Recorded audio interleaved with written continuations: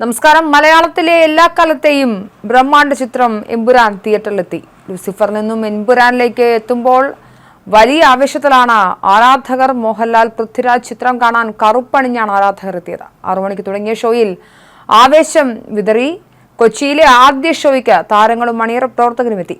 ആദ്യ ഷോ തുടങ്ങും മുൻപ് തന്നെ ആരാധകർ തിയേറ്ററുകൾ പൂരപ്പറമ്പാക്കി. രാവിലെ 6-ന് ആദ്യ പ്രദർശനം കാണാൻ ലോകമെമ്പാടുമുള്ള തിയേറ്ററുകൾക്ക് മുന്നിൽ വൻ ജനാവലിയായിരുന്നു. കേരളത്തിൽ മാത്രം 746 സ്ക്രീനുകളിലായി 4500-ലധികം ഷോകളാണ് നടക്കുന്നത്. തിരക്ക് നിയന്ത്രിക്കാൻ പ്രത്യേക സുരക്ഷ ഒരുക്കിയിട്ടുണ്ട് പോലീസ്. അഡ്വാൻസ് ബുക്കിംഗിലൂടെയും എമ്പുരാൻ ആദ്യ ദിനം 50 കോടി ക്ലബിലെത്തി.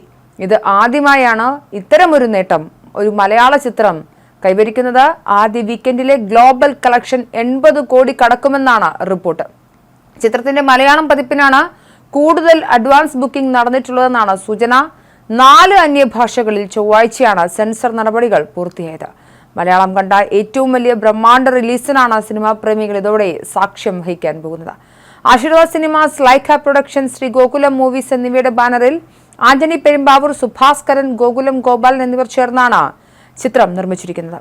എമ്പുരാൻ ബംഗളൂരുവിൽ 1350 സ്ക്രീനുകളിലാണ് റിലീസ് ചെയ്യുന്നത്. UAE-യിലും ജർമ്മനിയിലും റിലീസുണ്ട്.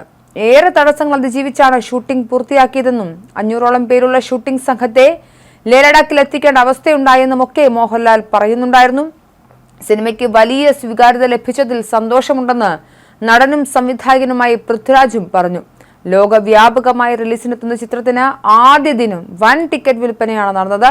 പല തിയേറ്ററുകളിലും അധിക പ്രദർശനവും നടത്തുന്നുണ്ട്. ഈ സാഹചര്യത്തിൽ തിയേറ്ററുകളിലെ ക്രമസമാധാന പ്രശ്നങ്ങൾ മുന്നിൽ കണ്ട സുരക്ഷ ശക്തമാണ്.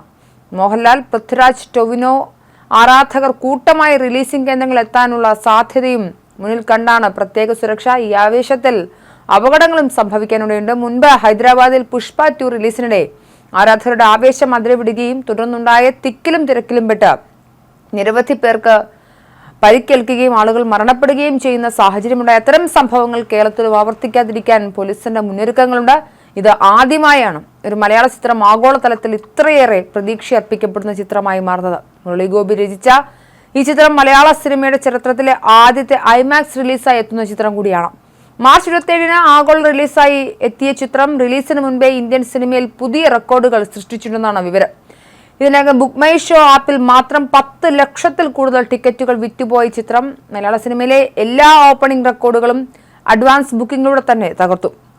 Shri Gokulam movies, Aashirvad cinemas, Lyca productions എന്നിവയുടെ ബാനറിൽ ഗോകുലം ഗോപാലൻ, ആന്റണി പെരുമ്പാവൂർ, സുഭാസ്കരൻ എന്നിവർ ചേർന്നാണ് ചിത്രം നിർമ്മിച്ചിരിക്കുന്നത്. ചിത്രത്തിൽ തമിഴ്നാട് ഡിസ്ട്രിബ്യൂഷൻ ശ്രീ ഗോകുലം ഗോപാലൻ ഉടമസ്ഥതയിലുള്ള ശ്രീ ഗോകുലം മൂവീസ് ആണ്.